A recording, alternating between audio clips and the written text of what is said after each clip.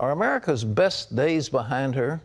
Well, that's a widespread concern today, but one former U.S. Senator is optimistic that our country can regain its greatness, and he says the answer is for our citizens to fall in love with America again. Watch this. Former Senator Jim DeMint says America is at risk from what he calls the bigs. Big labor, big banks, and the biggest big of them all, big government, which has become so large and bloated that it often actually hurts the very people it purports to serve.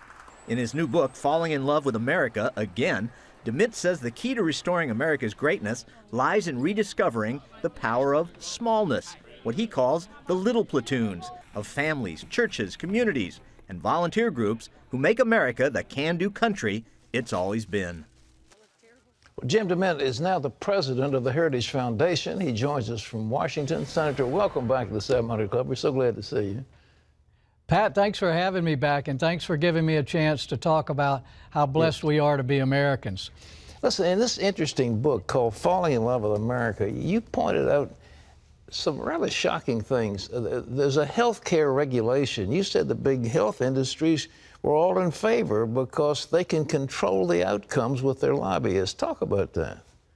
Well, Pat, it happens all the time. Anyone who thinks that big government is helping the little guy needs to read this book, because whether it's Obamacare, where the bill was written by big insurance companies and big hospitals, or the Dodd-Frank bill that was supposed to help the little banks and the little guy, it was written by big Wall Street banks. Those are the ones who got the bailouts.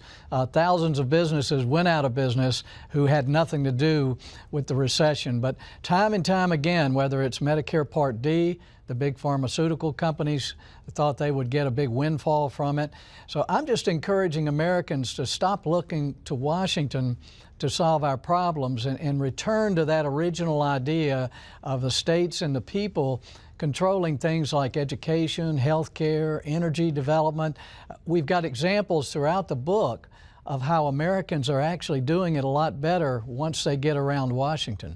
Well, how are we going to do it? You know, you talk, for example, the labor movement. Several $1 billion comes through labor, and it's virtually unregulated. They do things that nobody else can do.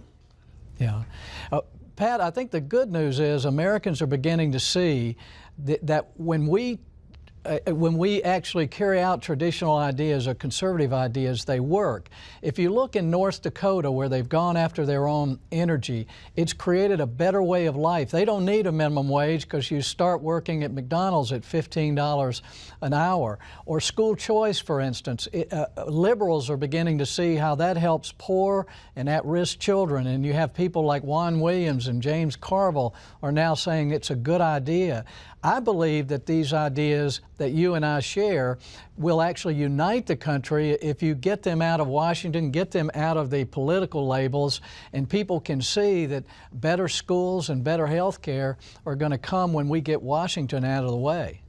Can we really do it? That's a great message of hope. Can we really get government out? It looks like with Obama, they want to get into everything. The labor movement, they want to keep plane manufacturers out of South Carolina and all that. What are you going to do? Pat, I think we can, because Obamacare, for one, has shown the whole country that this big progressive idea of centralization doesn't work. We see in places like Detroit, where liberal ideas have been enforced for 50 or 60 years, that the things are coming unglued. And while this is happening, we're seeing lower taxes in states create better economies, tort reform attract doctors and better health care. So what we need to do is convince Americans of the ideas that make their life better. That's what I'm committed to at Heritage. It's why I left the Senate. Pat, I believe we can do it, but we can't do it from Washington out. We have to get Americans to unite around some common sense ideas. And I believe we can do it. I see evidence of that all around the country.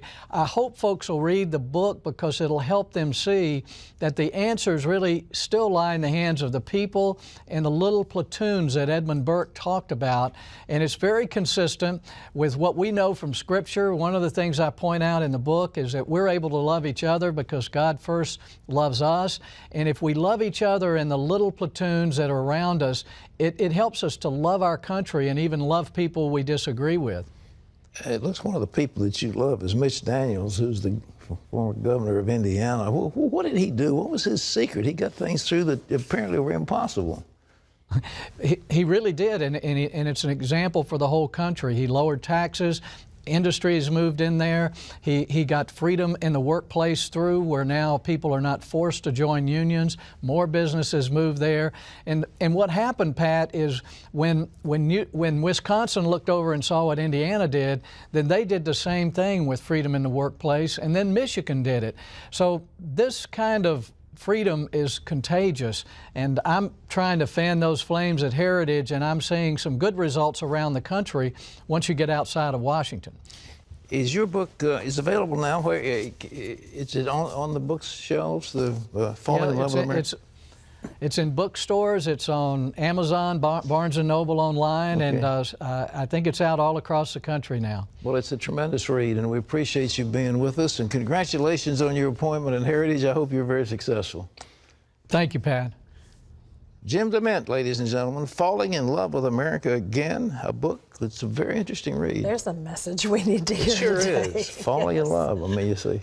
Great. And, you know, Terry, the Lord has been impressing on me. I want to say it again, and we're going to make some effort of it. But he said, I looked for a man to stand in the gap and intercede for this nation, and I found none. And so I wanted to spare it from destruction, and I looked for somebody to intercede. And I think it's time for us to begin to intercede. It's so easy to criticize. Believe me, when you see things happening, it's so easy to criticize. But here's a former senator saying, let's fall in love with America, the little platoons, but more than anything, let's fall in love with the Lord and let's ask Him to bless us, because we need God's blessing in America real badly. And He's looking for intercessors. So if you want a job, something you can do that you don't take any training for, especially, you can get on your knees and ask God, Lord, spare this nation.